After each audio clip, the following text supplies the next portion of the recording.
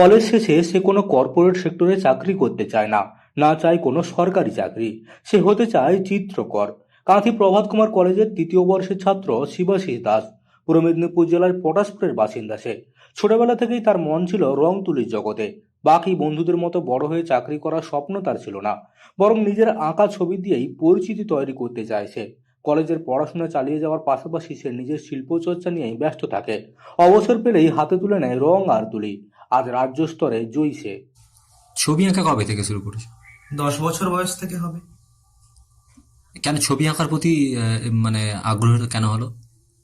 ভালো লাগা বলতে পারেন, ছবি আঁকার প্রতি খুবই ভালো লাগা আছে এই জন্য। মানে কিভাবে, শিক্ষক থেকে নাকি নিজে থেকে আঁকা? প্রথমে নিজে থেকেই শুরু করেছি, তার পরবর্তীকালে গুরু তো দরকার আছে, এই জন্য শিক্ষক তার পরবর্তীকালে আমার জীবনে অঙ্কনে বেশ ভূমিকা রেখেছে। ছবি আঁকার জন্য কি আশেপাশে কোথাও নাকি রাজ্য স্তরেও কোনো প্রতিযোগিতা? হ্যাঁ, রাজ্য স্তরে অবশ্যই 2বার রাজ্য স্তরে গেছি, বিভিন্ন কমিটি, স্থানীয় কমিটি এবং স্থানীয় বিভিন্ন অঙ্কন প্রতিযোগিতায় আমি অংশগ্রহণ করেছি।